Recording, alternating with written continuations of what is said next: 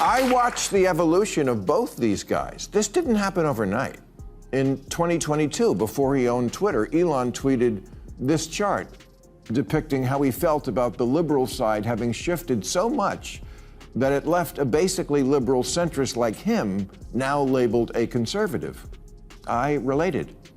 I related to the kind of mean girl you get from the cool kids in Wokeville when you're perceived that way. They tried real hard to cancel Rogan a few years ago. And when Elon hosted Saturday Night Live in 2021, well before he was a Trumper, some of the cast members gave him the cold shoulder for the sin of being rich. Bill Maher just dropped a political grenade. And this time, he's not here to make people laugh. He went straight for the jugular. On a no-holds-barred episode of Real Time, Maher unleashed a monologue so blistering, it landed like a flamethrower, leaving the far left furious. He even called out progressives for losing touch with reality and hinted this might be his last big strike. If you've been watching Maher's slow burn over the years, you knew this explosion was coming. Definitely fuel for the professionally outraged. He's been circling this reckoning like a shark that smells blood. But before we dive into the fallout, hit that subscribe button so you don't miss the next truth bomb. Let's get into it. You want to win my vote? Don't give me the ick. You know what the ick is, right? It's a term mostly used in the dating world to describe that moment when one of the people, usually the man, does something so icky that the woman cannot forgive it or forget it. Like sending a pic or being mean to the waitress, paying for dinner with a coupon, getting his mother to call you when you dump him, asking for in baby voice. Once you give her the ick, it's a wrap. In case you were wondering, here's the simple truth behind Bill Maher's decision to jump ship. The left has veered so far off course, they're basically doing donuts in a clown car. For years, Maher warned Democrats that a political catastrophe was on the horizon. They brushed him off. Now it's no longer about pushing oddball policies. It's about teaching kids to hate their own country, while glorifying regimes that would gladly see it collapse. If that's progressivism, then it's pure madness. This was Maher's breaking point. He'd had enough. What followed was a classic Maher moment. Frank, raw, and bare-knuckled. Let's just say, he emptied the clip. And thank God he did. The people who are getting the big crowds right now are AOC and Bernie Sanders. They're going around the country. Thank you, there's that same guy. I call him the always wrong guy.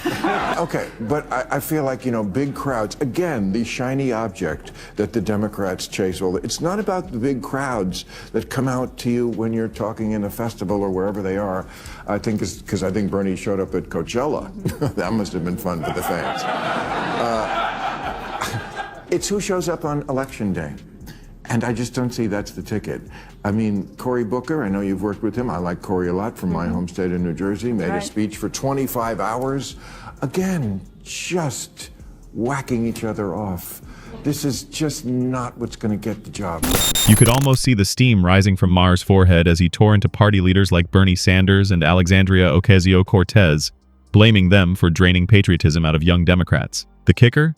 Sanders and AOC don't even acknowledge his criticisms. For them, advancing America matters less than fanning the flames and appeasing the loudest extremists in the room. Maher's voice cracked with rage as he accused Democratic leadership of trading core American values for TikTok dopamine hits and the hollow applause of activist echo chambers. This wasn't just a tirade, it was a eulogy for the party he once proudly supported. By abandoning reason, unity, and strength, the pillars of the American spirit, they've raised a generation of cynics taught not to defend their country, but to despise it. That betrayal was Maher's breaking point. He's not just furious, he's finished. Democrats have become like a royal family that, because of so much, has unfortunately had children who are and the same thing can happen to ideas if they are also conceived in an atmosphere of intellectual. Maybe take the clothespins off your noses and actually converse with the other half of the country. Stop screaming at people to get with the program and instead make a program worth getting with. You can see Maher's fury building with every line as he tears into the very party he once defended. He accuses Democrats of retreating into a smug, insufferably woke bubble, completely detached from the realities of everyday American life. Their bold new ideas are just old failures repackaged. Yesterday's ideologies dressed up in trendy slogans but useless for real issues. Take AOC's economic agenda.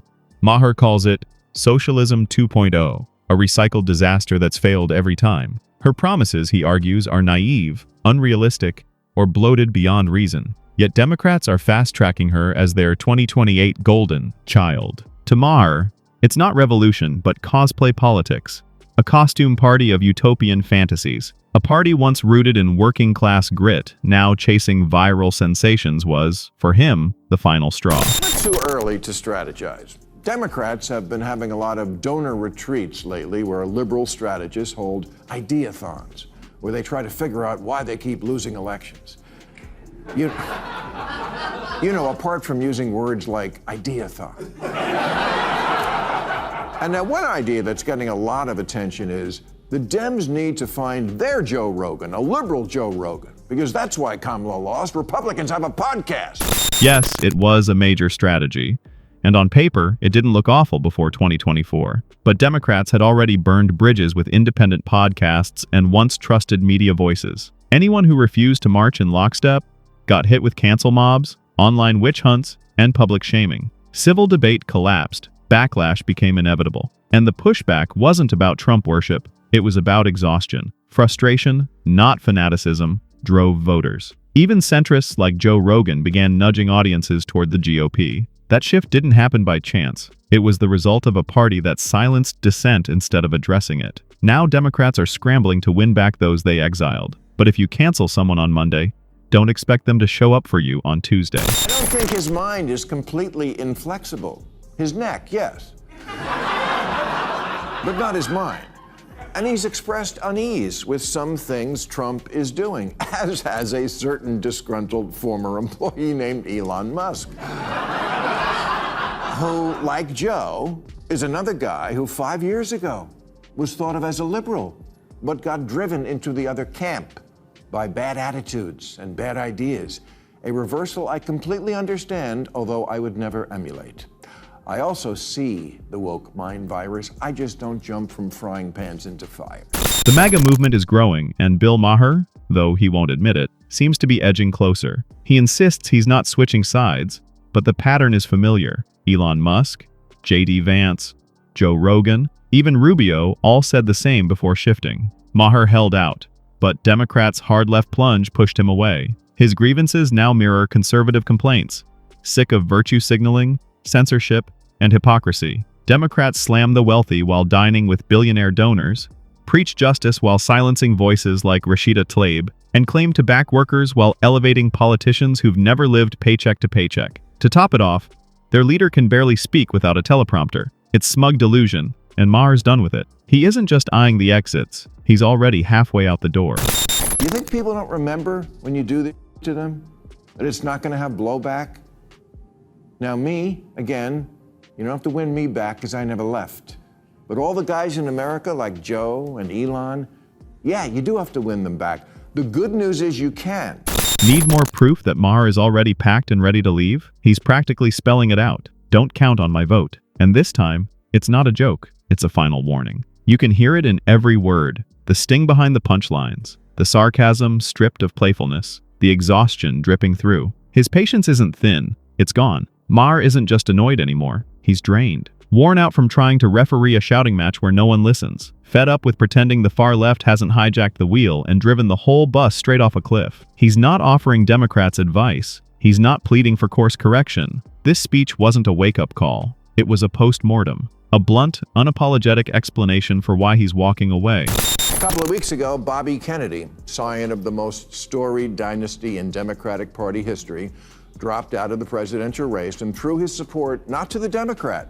Bobby Kennedy may have made headlines, but it's Bill Maher who's making waves. With every blistering word, his message grows louder and clearer. It's nearly impossible now to pretend he isn't heading for the exit. This isn't vague griping or casual frustration. It's a broad daylight escape in slow motion. The fallout will be brutal. Forget the fantasy of Democrats moving back to the center once Bernie, AOC, or Newsom are crowned for 2028. It's political cliff diving. Their platform of flag-burning debates, cancel culture, and recycled socialism won't just lose Bill Maher, it'll bleed middle-class voters, independents, and key swing states. The White House, gift-wrapped for Republicans. Maher's anger isn't just personal, it reflects a wider awakening. Lifelong liberals see their party trading core values for hashtags and hollow slogans. Maher may never wave a Trump flag, but his warnings are sirens. Keep veering left, and Democrats shred their path back to power. America doesn't want revolution, it wants sanity. If the party refuses to course correct, Maher won't be alone. He'll be the first of many walking away.